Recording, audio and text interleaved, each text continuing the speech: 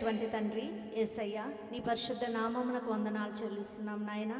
గత సంవత్సరము semi Christmas నుండి ఇప్పటి వరకు నాయన నీ రెక్కల చాటున తండ్రి నన్ను మమ్మల్ని మీరు భద్రపరిచినందుకు మీకు వందనాలు చెల్లిస్తున్నాను.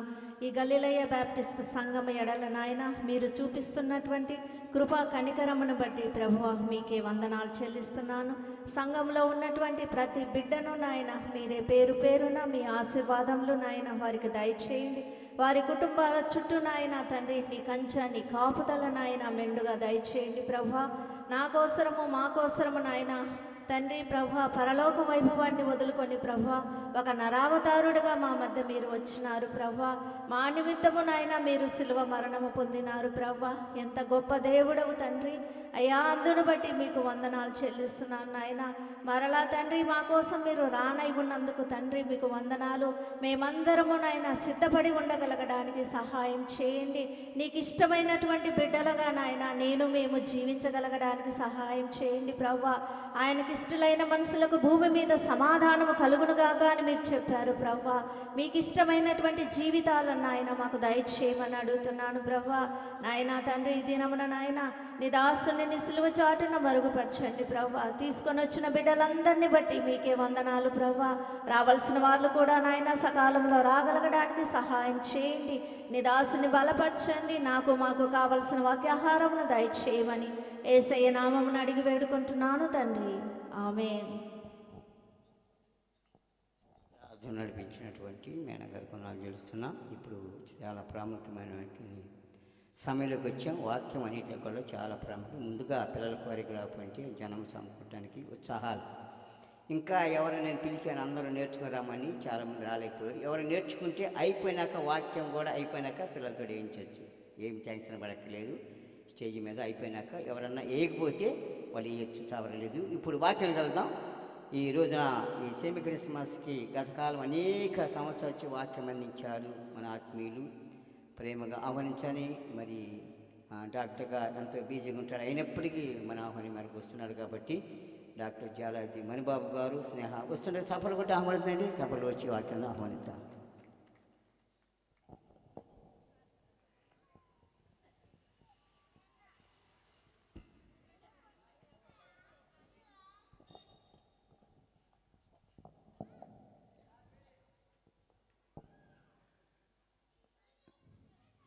గలిలయ గాస్పల్ చర్చ్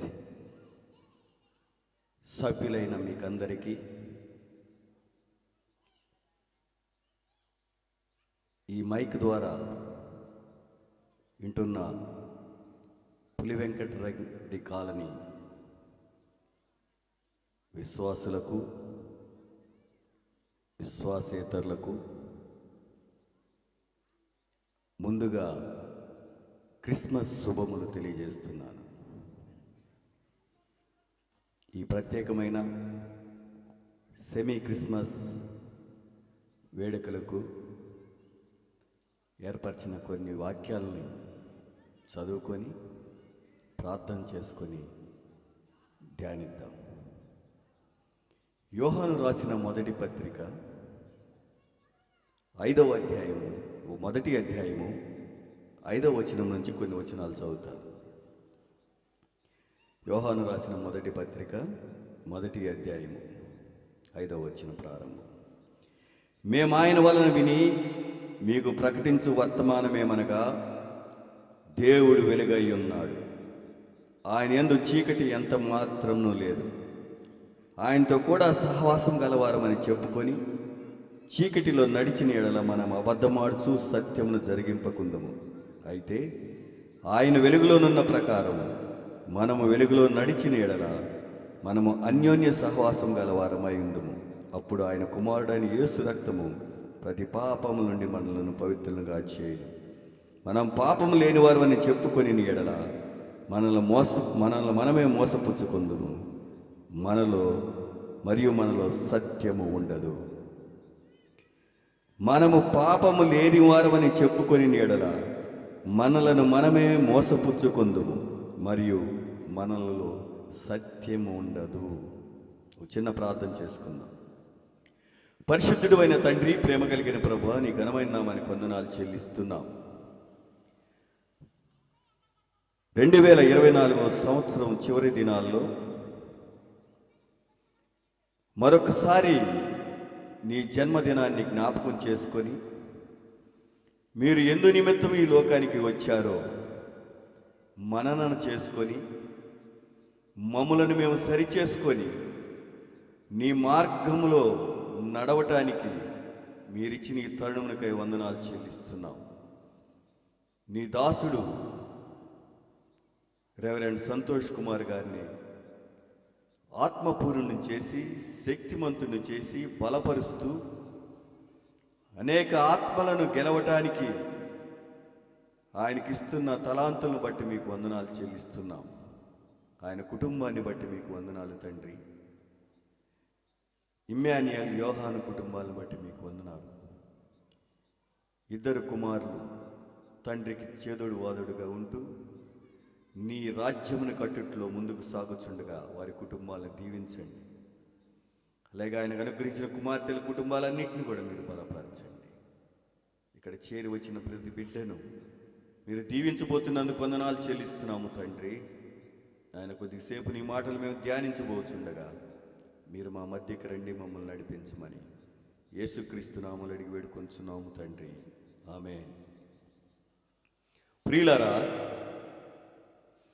8వ వచనంలో మనం చూచినట్లయితే మనము పాపము లేని వారమని చెప్పుకొని ఎడల మనల్ని మనమే మోసపుచ్చుకుందుము, మరియు మనలో సత్యము ఉండదు.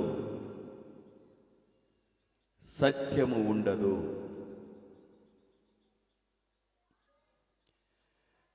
దేవుడు మనలను వెలుగులో చూడాలని అనుకుంటున్నాడు. ఎందుకంటే దేవుడు వెలుగై ఉన్నాడు కాబట్టి. యోహాను రాసిన మొదటి సువార్తలో మొదటి అధ్యాయంలో ఆయన ఏమంటాడు? ఆది యందు వాక్యముండెను, వాక్యము దేవుని యొద్ద ఉండెను, వాక్యము దేవుడై ఉండెను, ఆయన ఆది యందు దేవుని యొద్ద ఉండెను, సమస్తము ఆయన మూలముగా కలిగినదేది ఆయన మూలం లేకుండా కలగలేదు. ఆయనలో జీవముండెను, ఆ జీవము మనుషులకు వెలుగై ఉండెను. ఇది సత్యం. మన జాతీయ చిహ్నమైన 4 సింహాల మధ్య కింద భాగంలో ఒక పదం రాసి ఉంటుంది. ఏంటది? సత్యమేవ జయితే. సత్యమే జయిస్తుంది. సత్యమే జయిస్తుంది. వెలుగులో జీవించాలని చెప్తున్నాడు. ఆ వెలుగు ఆయనలో జీవం ఉండెను, ఆ జీవం మనుషులకు వెలుగై ఉండెను. వెలుగేం చేస్తుందండి? వెలుగేం చేస్తుంది? మరుగైన దానిని బయలుపరుస్తుంది, ఎక్స్ప్లోర్ చేస్తుంది. ఒక నెల రోజులు ఒక గదికి తాళం వేసి మనం వెళ్ళిపోయి మళ్ళీ తిరిగి వచ్చి ఆ గది తలుపులు తీసిన తర్వాత ఏం చేస్తాం? లైట్ వేస్తాం కదా. లైట్ వేయగల ఏం తెలుస్తుంది మనకి? వెతుకుతాం. ఏ మూల బూజు ఉంది, ఎక్కడ దుమ్ము ఉంది, ఎక్కడ చెత్త పేరుకుపోయింది. అది కనపడటానికి కారణం ఏంటి? వెలుగు. వెలుగు మరుగైన దాన్ని బహిర్గతం చేస్తుంది. అందుకనే పౌలు గారు రోమిలికి రాస్తూ ఏమంటాడంటే, రోమిలికి రాసిన పత్రిక 13వ అధ్యాయము 13వ వచనంలో, అల్లరితో కూడిన పాటలైనను మత్తైనను లేకయు, కామ విలాసములైనను పోకిరి చేష్టలైనను లేకయు, కలహమైనను మత్సరమైనను లేకయు, పగటి యందు నడుచుకున్నట్లు మర్యాదగా నడుచుకుందుము, మెట్టుకు ప్రభువైన యేసుక్రీస్తును ధరించిన వారై. మీరు యేసుక్రీస్తును ధరించిన వారై పగలెలాగ మసులుకుంటారో, పగలెలాగ నడుచుకుంటారో అలా నడుచుకుందాం. క్రీస్తును ధరించుకొనిన వారై. ఎవరి క్రీస్తు? క్రీస్తు అంటే అర్థము అభిషక్తుడు. అభిషక్తుడు అంటే పైనుంచి దిగి వచ్చినవాడు. మనం పవిత్రంగా భావించే పరిశుద్ధ గ్రంథము, సత్యవేద గ్రంథమైన బైబిల్ మొత్తము క్రీస్తుని గురించే చెప్తుంది. పాత నిబంధన గ్రంథము, కొత్త నిబంధన గ్రంథము. క్రొత్త నిబంధన గ్రంథంలో సువార్తలు, అపోస్తల కార్యములు, పత్రికలు, ప్రకటన గ్రంథము. ఇవి 5 ఏం చెప్తున్నాయంటే, పాత నిబంధన గ్రంథము క్రీస్తుని గురించి ప్రవచిస్తుంది. క్రీస్తు రాబోతున్నాడు, ఆయన బెత్లెహేంలో పుట్టబోతున్నాడు, కన్య మరియకు పుట్టడం ఆవశ్యకం కాబట్టి ఆయన కన్యకు పుట్టబోతున్నాడు అనే విషయాలను తెలియజేస్తుంది. అంత మాత్రమే కాకుండా యెషయా గ్రంథం 9:2 చీకటిలో నడుచు జనులు గొప్ప వెలుగును చూస్తున్నారు, మరణ ఛాయగల దేశ నివాసుల మీద వెలుగు ప్రకాశించుచున్నది. ఆ వెలుగు క్రీస్తే, ఆయన రాబోతున్నాడని ప్రవచిస్తుంది పాత నిబంధన గ్రంథం. సువార్తలు ఆ క్రీస్తును పరిచయం చేస్తాయి. ఎలా పరిచయం చేస్తుంది? గొల్లల దగ్గరికి దేవదూత వచ్చి, భయపడకుడి, ప్రజలందరికీ కలగబో మహాసువర్తమానం మీకు తెలియజేస్తున్నాను. నేడు దావీదు పట్టణమందు మీ కొరకు రక్షకుడు పుట్టి ఉన్నాడు. దానికి ఇదే మీకు ఆనవాలు. ఒక శిశువు పొత్తిగుడ్డలతో చుట్టబడి పశువుల పాకలో, పశువుల తొట్టెలో పరుండబెట్టుట మీరు చూస్తారు. ఒక శిశువుగా దేవుడు ఈ లోకానికి రాబోతున్నాడు, ఆయన వచ్చాడు అని క్రీస్తుని గురించి పరిచయం చేస్తుంది. పాత నిబంధనలను ప్రవచిస్తుంది, సువార్తలు పరిచయం చేస్తుంది. ఒక శిశువు పుట్టాను అని. ఆ శిశువు ఎవరంటే, యెషయా గ్రంథము 9:6 మనకు శిశువు పుట్టెను, మనకు కుమారుడు అనుగ్రహించబడెను. ఆ శిశువు ఎవరంటే కుమారుడు. కుమారుడు అంటే అర్థం, కు అంటే పాపము, మారుడు అంటే తీసివేయువాడు, పాపమును తీసివేయువాడు అని అర్థం. ఆ శిశువు ఎవరో కాదు, కుమారుడు. అందుకనే ఆయన సిలువకి వెళ్ళకపోయే ముందు పిలాతు అడుగుతాడు, నువ్వు రాజువా అని అడుగుతాడు. అంటే ఆయన ఏమంటాడంటే, నీవన్నట్టు రాజునే, సత్యమును గూర్చి సాక్ష్యమిచ్చుటకు నేను పుట్టి తిని, అందు నిమిత్తమే నేను ఈ లోకానికి వచ్చి తిని. సత్యము గురించి సాక్ష్యం ఇవ్వటానికి. ఆ సత్యమే నేను అన్నాకే అన్నాడు, నేనే మార్గమును సత్యమును జీవమునని.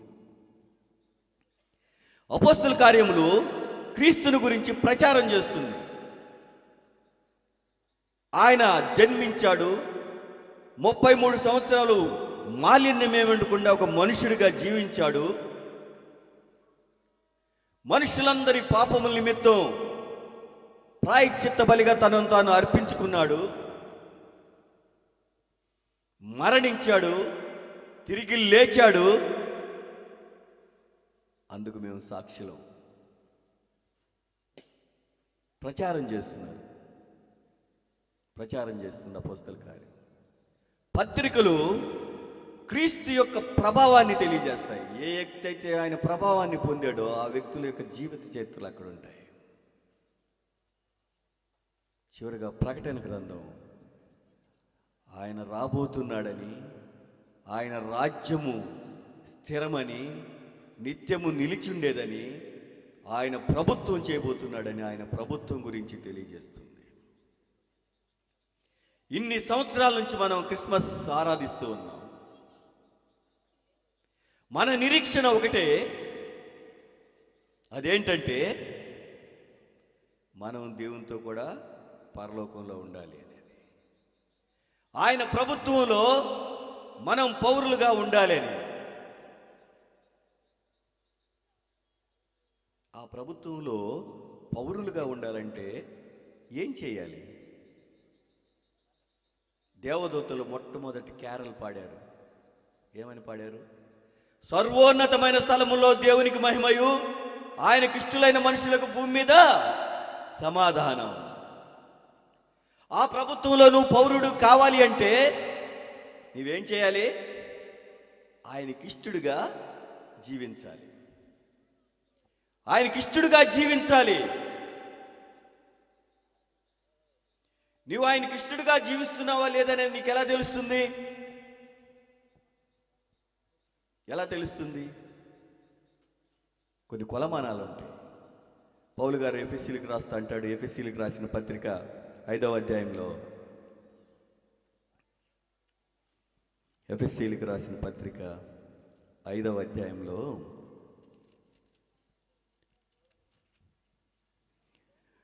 8వ వచనం చదువుతాను.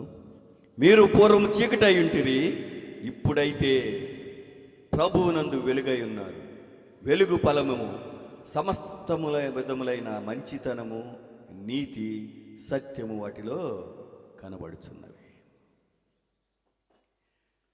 మనలో కొంతమంది దేవుణ్ణి ఎరిగి ఉన్నాం, కొంతమంది ఇంకా ఎరగలేదు, వింటూనే ఉన్నాం. అయితే వెరిగిన వారి గురించి ఎలా ఉంటారని, ప్రభుత్వం, దేవుని యొక్క ప్రభుత్వంలో పౌరులుగా ఉండేవాడు ఎలా ఉంటాడంటే, మీరు పూర్వము చీకటి, మీరు ఎప్పుడైతే క్రీస్తును ధరించుకున్నారో మీరు వెలుగైపోయారు. అయితే వెలుగయ్యారని ఎలా తెలుస్తుంది? దానికి కొన్ని ఫలాలు ఉంటాయి. అవేంటంటే సమస్తమైన మంచితనము, నీతి, సత్యము దానిలో కనబడాలి. నీతిమంతుడు ఒక్కడును లేడు. యేసు ప్రభువే నీతిమంతుడు. మరి నువ్వు నీతిమంతుడు ఎలా అవుతావు? యేసు ప్రభువును అంగీకరించి నీ పాపమును ఒప్పుకుంటే నీతిమంతుడుగా అవుతావు. మంచివాడు ఎవడు లేడు. నువ్వు మంచివాడికి వెళ్తావు. నేను గొర్రెలకు మంచి కాపరిని. తన గొర్రెల కొరకు తన ప్రాణం పెట్టినంతగా ప్రేమను చూపించగలిగిన వాళ్ళు ఎవరు లేరు. మనుషులందరి కొరకు ప్రాణం పెట్టడానికి నేను వచ్చాను. నా అంత మంచివాడు ఈ లోకంలో లేడు. నా మాట వింటే నువ్వు మంచివాడిగా పిలువబడతావు. సత్యము, నేనే సత్యమును. ప్రపంచమంతా అసత్యంలో కొట్టుమిట్లాడుతుంది. అందుకనే ఎన్నో కాలాల నుంచి ఒక ప్రార్థన చేస్తూ ఉన్నాం. అసతోమా సద్గమయ, తమసోమా జ్యోతిర్గమయ, మృత్యోర్మా అమృతాంగమయ, మాకు శాంతి కావాలయ్యా అని అడుగుతున్నాం. నా చుట్టూ అసత్యం ఆవరించున్నది. ఎవరెవరో వస్తున్నారు, మేము దేవుళ్ళు అంటున్నారు, బాబాలు అంటున్నారు. ఏది సత్యం? నాకు సత్యం తెలియజేసేది ఎవరు? తమసోమా జ్యోతిర్గమయ, నా చుట్టూ అంధకారం ఉన్నది. నేను చేయకూడదు అనుకుంటున్న ఆ చీకటి కార్యాలనే చేస్తున్నాను. నన్ను వెలుగులోనికి నడిపించేది ఎవరు? మృత్యోర్మా అమృతాంగమయ, నన్ను చావు భయం పీడిస్తుంది. చావు భయం పీడిస్తుంది. నన్ను జీవంలోనికి దాటించేది ఎవరు? మనమందరం ఇక్కడ ఉన్న వాళ్ళందరం చచ్చిపోతాం. ఒక్కొక్కళ్ళు ఒక్కొక్క రకంగా చచ్చిపోతాం. కానీ రక్షించబడటానికి ఒకటే ఒక మార్గం. నేనే మార్గమును, సత్యమును, జీవమును, నా ద్వారా తప్ప ఎవ్వడునూ పరలోకంలో ప్రవేశించలేడని ఒకే ఒక్క వ్యక్తి నొక్కి ఒక్కాడించి చెప్పాడు. ఆయనే ప్రభు అయిన క్రీస్తు. ఈ అథారిటీ ఎలా వచ్చింది? ఆయన క్రీస్తు కాబట్టి, ఆయన పైనుంచి వచ్చాడు కాబట్టి, దేవుని దగ్గర నుంచి వచ్చాడు కాబట్టి, దేవుని కుమారుడు కాబట్టి, మనుషులుగా, మానవుడుగా, మనిషి అవతారంలో మన మధ్య సంచరించాడు. ఆయనకి దైవత్వం ఉంది, మానవత్వం ఉంది. కాబట్టి మనుషులందరినీ పరలోక పౌరులుగా చేయటానికి ఆయన ఈ లోకానికి వచ్చాడు. అందుకనే దావీదు మహారాజు 15వ కీర్తనలో ఒక మాట రాస్తాడు. అసలు పరిశుద్ధ పర్వతంలో ఉండదగిన వాడు ఎలా ఉంటాడంటే, కీర్తనల గ్రంథము 15వ కీర్తనలో, యెహోవా నీ గుడారములో అతిథిగా నుండదగిన వాడు ఎవడు? నీ పరిశుద్ధ పర్వతమును నీ పరిశుద్ధ పర్వతం మీద నివసించదగిన వాడు ఎవడు?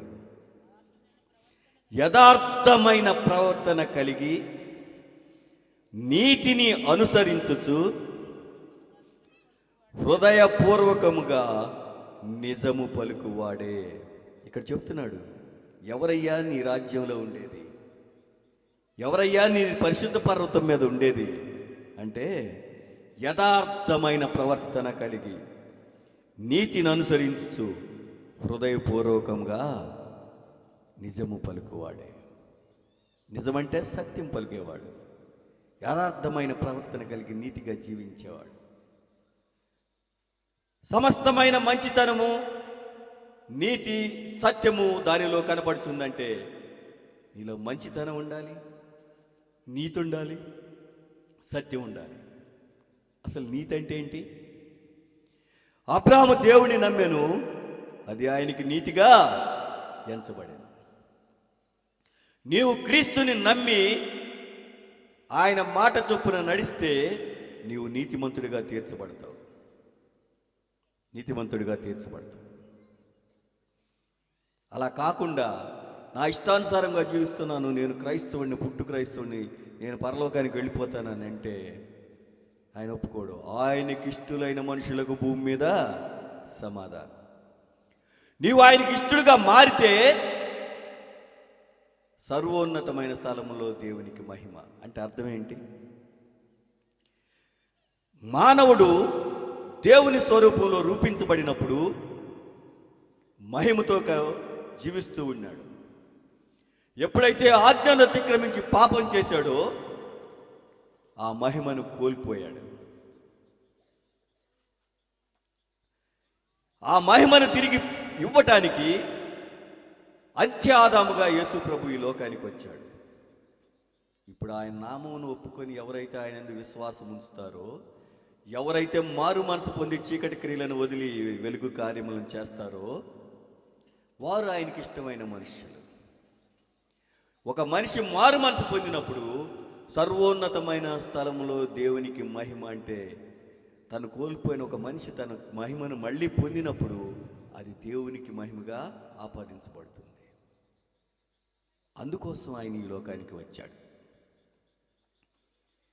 ఆయన వచ్చి మనకి చెప్పే ఒకే ఒక్క మాట, అంటే బైబిల్ మొత్తాన్ని 2 ముక్కల్లో చెప్పండి అంటే ఆయన చెప్పే మాట ఏంటి అంటే, నీ దేవుడైన నన్ను నీ పూర్ణ ఆత్మతోను, పూర్ణ బలముతోను, పూర్ణ శక్తితోను, పూర్ణ వివేకముతోను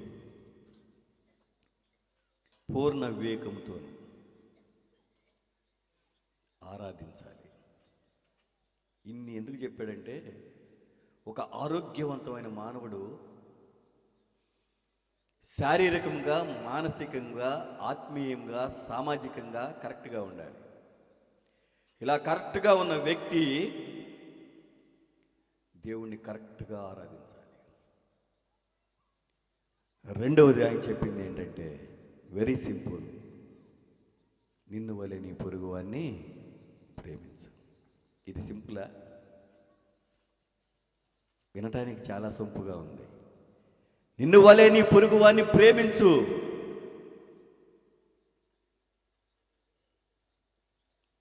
ప్రేమిస్తేనే పరలోకంలో పౌరుడిగా నీకు సభ్యత్వం.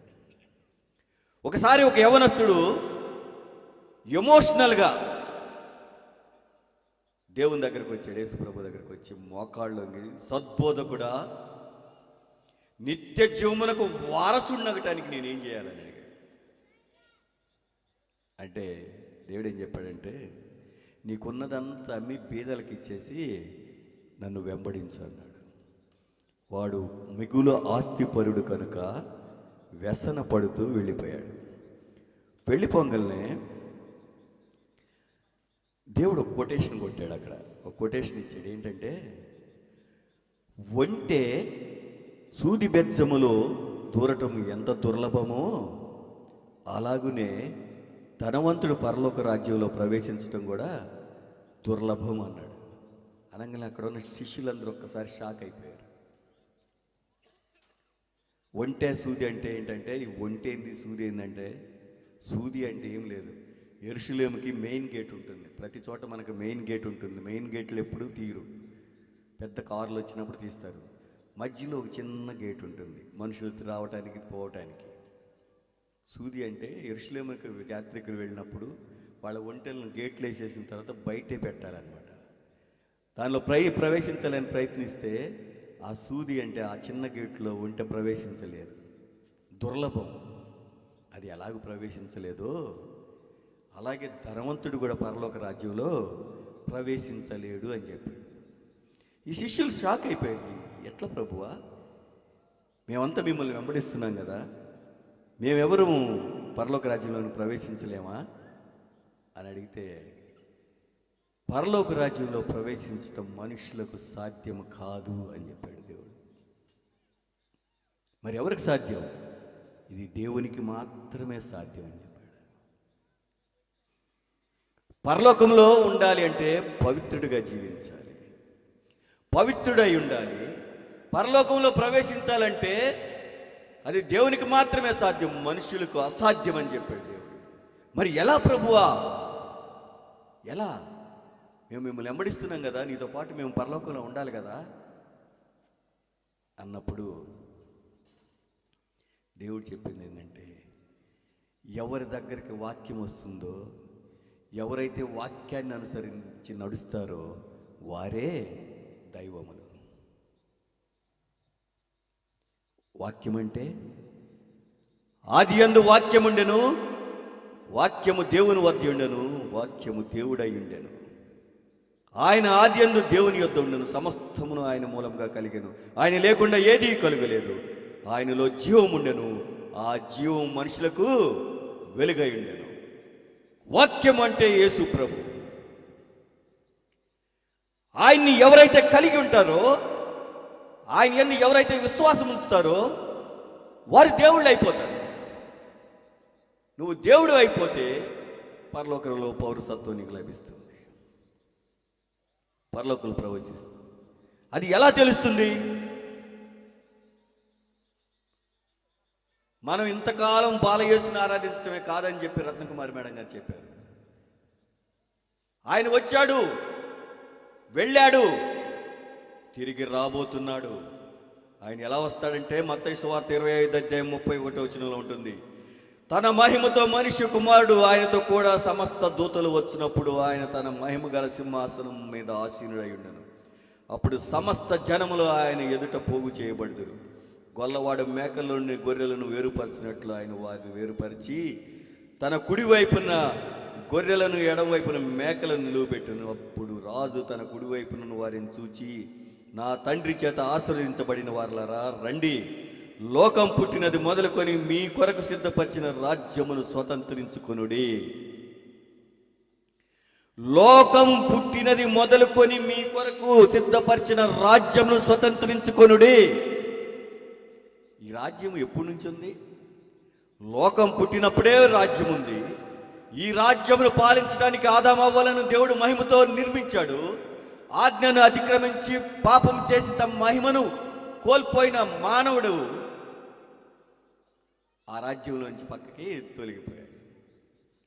ఇప్పుడు ఆ రాజ్యంలో ప్రవేశించడానికి, వాళ్ళందరినీ ప్రవేశింపజేయటానికి యేసు ప్రభువు ఈ లోకానికి వచ్చి మనం చేసిన పాపములన్నిటి నిమిత్తం ప్రాయశ్చిత్త బలిగా తనను తాను అర్పించుకొని తాను పొందిన శ్రమ, మరణ, పునరుత్థానం ద్వారా మన దోష శిక్షను కొట్టివేశాడు. మరణం యొక్క ముళ్ళును విరిచాడు. ఆయన బలవంతుడైన దేవుడు. ఆయన మళ్ళీ రాబోతున్నాడు. అప్పుడు సీన్ ఎట్లుంటుందో ఇక్కడ తెలియజేస్తున్నాడు. కుడివైపున వారిని చూచి, నా తండ్రి చేత ఆశీర్వదించబడిన వారులారా, ఈ సృష్టి జరిగినప్పుడే మీ కొరకు సిద్ధపరిచిన రాజ్యంను స్వతంత్రించుకోనండి.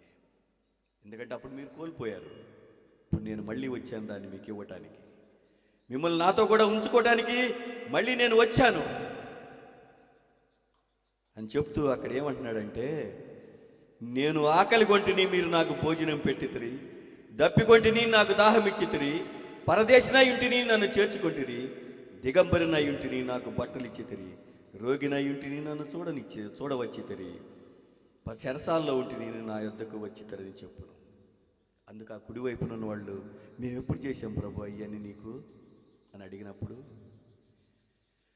ఇలా అవసరతలో ఉన్న ఒకనికి చేసినట్లయితే నాకు చేసినట్లే. ఎవడైతే ఆకలి కొంటాడో వాడికి అన్నం పెడితే నాకు చేసినట్లే. ఎవడైతే దప్పికొంటాడో వాడికి దాహానికి నీళ్ళు ఇచ్చినట్లయితే నాకు చేసినట్లే. ఎవడైతే వస్త్రహీనుడై ఉంటాడో వాడికి బట్టలు ఇచ్చినట్లయితే నాకు ఇచ్చినట్లే. ఎవడైతే రోగి హాస్పిటల్లో ఉంటాడో వాడి దగ్గరికి వెళ్ళి 4 మంచి మాటలు చెప్పి పరామర్శిస్తే నాకు చేసినట్లే. ఎవడైతే పరదేశీ అయి ఉంటాడో వాడిని చేర్చుకుంటే నన్ను చేర్చుకున్నట్లే. ఎవరైతే చెరసాల్లో ఉంటారో వాళ్ళ దగ్గరికి మీరు వెళ్ళి మాట్లాడొస్తే నాకు చేసినట్లే. ఒకనికి చేస్తే నాకు చేసినట్లే. ఇదే నిన్ను వలె నీ పొరుగు అని ప్రేమించడం అంటే. నిన్ను వలె నీ పొరుగు అని ప్రేమించడం అనే మాట చాలా సింపుల్గా ఉంది, కానీ ఆచరణలోకి వచ్చేటప్పుడు చాలా కష్టం కదా. ఎవరైతే అలా చేస్తారో వారిని నా తండ్రి చేత ఆశీర్వదించబడిన వారులారా, సృష్టి జరిగినప్పటి నుంచి మీ కొరకు సిద్ధపరిచిన ఈ రాజ్యం స్వతంత్రించుకోండి అన్నాడు. దేవుని సేవ అందరు చేస్తారండి, అందరు చేస్తారు. కానీ దేవుడు 2 చేయమంటున్నాడు. దేవుని సేవ చేయాలి, దేవునికి సేవ చేయాలి. అందుకనే దేవుడు బైబిల్ని మొత్తాన్ని 2 ముక్కల్లో చెప్పమంటే, నీ దేవుణ్ణి నీ పూర్ణ ఆత్మతోనూ, పూర్ణ బలముతోనూ, పూర్ణ శక్తితోనూ, పూర్ణ వివేకంతో ఆరాధించాలి. అది దేవుని సేవ. నిన్ను వలె నీ పొరుగువాన్ని ప్రేమించాలి. అది దేవునికి సేవ. మనం ఆచార సంబంధమైన భక్తిని చేసినట్లయితే అది దేవుని సేవ వరకే మిగిలిపోతుంది. కానీ అంత మాత్రం నువ్వు పరలోక పౌరసత్వాన్ని పొందలేవు. దేవునికి సేవ చేయాలి. అందుకోసం నిన్ను నన్ను ఏర్పరచుకున్నాడు దేవుడు. ఈ విషయాన్ని తెలియజేయటానికి పాస్టర్ సంతోష్ కుమార్ గారు ఈ మీటింగ్ని ఏర్పరిచారు. ప్రియ సహోదరి సహోదరులారా, మనం ఎంతో కాలం నుంచి క్రిస్మస్ ఆరాధనలో పాల్గొంటున్నాం. కానీ నిజమైన క్రిస్మస్ ఏంటో తెలుసా? అవసరతలో ఉన్నవాడికి ఇవ్వటం. మానవుడు పాపం చేసి తనను తాను విడిపించుకోలేని పరిస్థితుల్లో అవసరతలో ఉన్నాడు కాబట్టి తండ్రి అయిన దేవుడు తన జనితైక కుమారుణ్ణి మనకిచ్చాడు. ఎలా ఇచ్చాడు?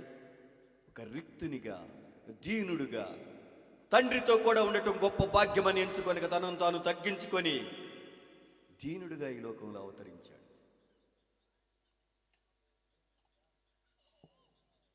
మన తిమోతి గారు ఎంత దీనాతి దీనమని ప్రార్థన చేసి పాట పాడారు. దీనుడుగా ఆయన వచ్చాడు. ఎందుకు? నిన్ను నన్ను ఐశ్వర్యవంతులుగా చేయటానికి. ఈ కార్యం అందరూ చేయలేరు. పాప ప్రక్షాళన జరగాలంటే రక్తం చిందించబడాలి. ఆ రక్తము ఒక పుణ్యమూర్తి రక్తమై ఉండాలి. అతడు పరిశుద్ధుడై ఉండాలి. 1, అతడు దేవుని కుమారుడై ఉండాలి. 2, అతడు పురుష సంతానం కాకూడదు, స్త్రీ సంతానమై ఉండాలి. అతడు నలుక్కొట్టబడాలి. అతడు మృత్యుంజయి ఉండాలి. అందుకనే వేదాలు చెప్తున్నాయి, బ్రహ్మపుత్రాయ నమః, కన్యసుతాయ నమః, పంచగాయాయ నమః, వృక్షశిలాయ నమః, మృత్యుంజయ నమః. ఇవన్నీ ఎవరు చేశారు? ఆయన దేవుని కుమారుడుగా ఈ లోకానికి వచ్చాడు. స్త్రీ సంతానముగా కన్యమరికి పుట్టాడు. మనుషులందరి పాపలను ప్రక్షాళన చేయటానికి మనం చేసిన పాపలను బట్టి 5 గాయాలు పొందాడు. మరణపు ముళ్ళుని విరిచి మృత్యుంజయుడై తిరిగి లేచాడు. దరిద్ర నారాయణ సర్వోన్నతుడై దేవుడై ఉండి ఒక దరిద్రుడిగా ఈ లోకానికి వచ్చాడు. ఇవన్నీ ఎందుకు చేశాడంటే మనల్ని దేవుని కుమారులుగా చేయటానికి, మనల్ని దేవులుగా చేయటానికి, మనకు పరలోక పౌరసత్వాన్ని ఇవ్వటానికి. నీ హృదయంలో దేవుణ్ణి ఆహ్వానించినట్లయితే, నీవు దేవుణ్ణి ఆహ్వానించినట్లయితే ఆయన సిద్ధంగా ఉన్నాడు నిన్ను చేర్చుకోవటానికి, నీకు పరలోక పౌరసత్వాన్ని ఇవ్వడానికి సిద్ధంగా ఉన్నాడు. అందుకనే మనం యోహాను సువార్త 1వ అధ్యాయంలో మనం చూసినట్లయితే అక్కడ ఏమంటుంది? ఆయనలో జీవం ఉండెను, ఆ జీవం మనుషులకు వెలుగై ఉండెను. ఆ వెలుగు చీకటిలో ప్రకాశించుతున్నది, కానీ చీకటి దాన్ని గ్రహించలేదు. ఎందుకు గ్రహించలేదు? మనం బిజీ. దేవుడు ఈ లోకంలో తిరుగుతూ మనం ముందుకు ఒక సాక్షిని కూడా తీసుకుంటున్నాడు. నేను ఆయన చెప్పులు వారి పుట్టుకు కూడా అర్హత లేనివాడు. నేను మీకు నీళ్లతో బాప్తిస్తున్నాను, అగ్నితో బాప్తిసం ఇస్తాడు. కొంతమంది దగ్గరికి వచ్చాడు, అసలు నువ్వెవరో మాకు తెలియదు అన్నారు. ఇంకొంతమందికి దగ్గరికి వచ్చారు, మీరు తెలుసు కానీ ఇప్పుడు అవసరం లేదన్నారు. అందుకని దేవుడు ఒక జనరలైజ్డ్ స్టేట్మెంట్ ఇచ్చాడు. అది ఏంటంటే 12వ వచనంలో ఉంటుంది, ఆ వాక్యము శరీరధారే కృపా సత్య సంపూర్ణుడుగా మన మధ్య నివసించను. తండ్రి వలన కలిగిన అద్వితీయ కుమారుని మహిమలే మనము ఆయన మహిమను కనుగొంటిమి. ఆయన మహిమను కొనుగొనిన మనము ఆయన కుమారులుగా కుమార్తెలు కావటానికి ఆయన చెప్తున్న మాట అంటే, తన్ను ఎందరు అంగీకరించిన వారందరికీ అనగా తన నామందు విశ్వాసం ఉంచిన వారికి దేవుని పిల్లలవుటకు ఆయన అధికారమును అనుగ్రహించాడు. మనం దేవుని పిల్లలమైతే మనం కూడా దేవుళ్ళమే.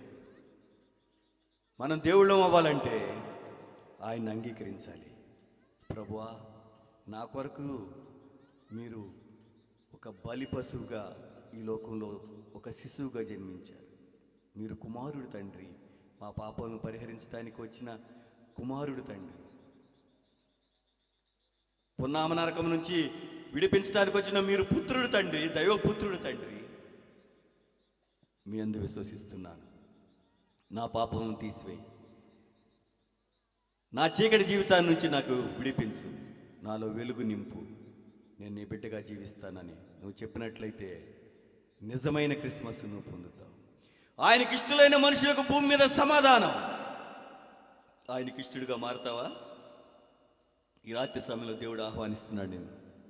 ప్రియ సహోదరి సహోదరుడా, దేవునికి ఇష్టడుగా మారుతావా? దేవునికి ఇష్టడుగా మారితే ఆయన కుమారులుగా కుమార్తెలుగా చేర్చుకోవడానికి ఆయన సిద్ధంగా ఉన్నాడు. ఆయన కుమారులుగా కుమార్తెలుగా మారితే ఆయన ఎక్కడ ఉంటాడు అక్కడే మనం ఉంటాం. ఆయన పరలోకంలో ఉంటాడు.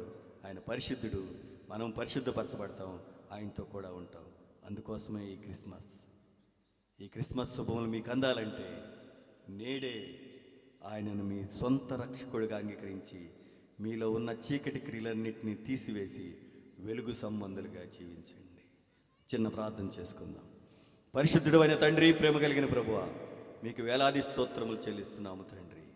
మీరు సత్యమైన దేవుడైనందుకు వందనాలు తండ్రి. మీరు లోకమునకు వెలుగైనందుకు వందనాలు చెల్లిస్తున్నాం. మీరే మార్గమైనందుకు వందనాలు చెల్లిస్తున్నాము తండ్రి. నీ కృపలో ప్రభువా మమ్మల్ని బలపరిచి ఈ రాత్రి సమయంలో మీరు ఇచ్చిన కొద్ది మాటలను బట్టి వందనాలు. మేమందరము మీ పిల్లలుగా ఎదగటానికి మీ అందు విశ్వసించు వారిగా మమ్మల్ని ప్రేరేపించండి. నీ ఆత్మ సంచారం ఇక్కడ చేయించండి తండ్రి. మేమందరం పరలోక పౌరులుగా మీరు తిరిగి వచ్చినప్పుడు మీ ప్రభుత్వంలో సభ్యులుగా మేము నిలవబట్టడానికి మా పొరుగు వారిని ప్రేమించే మనసు మాకు దయచేయమని, మిమ్మల్ని ఆరాధించే మనసు దయచేయమని యేసుక్రీస్తు వారి శ్రేష్టమైన నామంలో అడిగి వేడుకొంచున్నాము తండ్రి. ఆమేన్, ఆమేన్.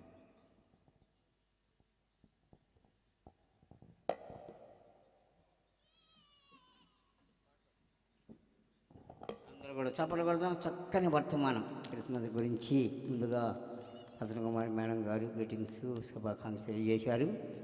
అలాగనే మనం ఆహ్వానించేందుకనే మన మధ్యకు వచ్చి మంచి వర్తమానించినటువంటి డాక్టర్ మణిబాబు గారికి సంఘం వచ్చిన నాకు తెలియజేస్తున్నా. చాలా సంతోషము.